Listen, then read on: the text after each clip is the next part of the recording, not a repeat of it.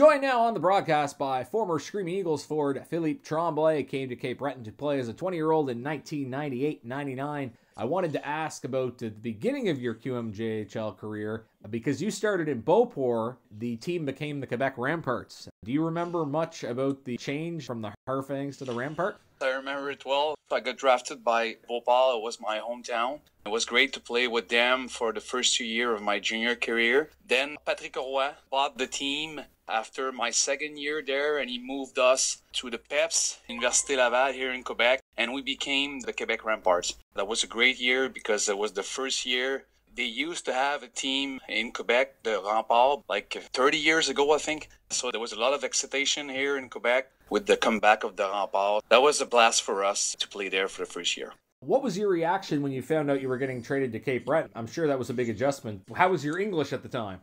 My English was all right, but I got a little story about that. I got traded because of my twin brother. My twin brother, he played for Vermont University. At my 19th year with the Quebec Remparts, he came back to play junior during Christmas time. I remember that the GM told me, well, if your brother's coming back, we're going to trade you during the summer because I was 20 years old, and he told me we got not enough space for you. If you accept that your brother's coming back, well, you're going to get traded. I was pleased to play with my brother, so I didn't care at that time. And during summer, he called me and he said that 3 teams was interested with me. Cape Breton was one of it, so he made the trade. I was happy to be traded to Cape Breton. It was an opportunity for me to learn English.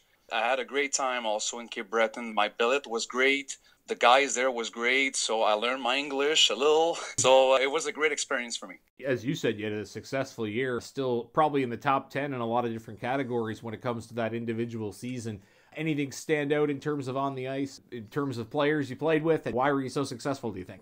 I was playing with Ryan Walsh and Randy Copley. Ryan was a hell of a player. He helped me a lot there, to be honest with you. I don't think I would have that stats without him. He was a great centerman for me. If I remember well, the first 10 games of the season, we had a lot of points, or the first 15 or 20 games. I remember a game against Sherbrooke. We were losing 6-0 after the first period. Well, we came back and won 9-7. We had a lot of points that game. It was a great start of a season for Ryan, Randy, and myself. So it helped a lot to play with those 2 guys. Looking at yourself, you had the chance to play university hockey as well.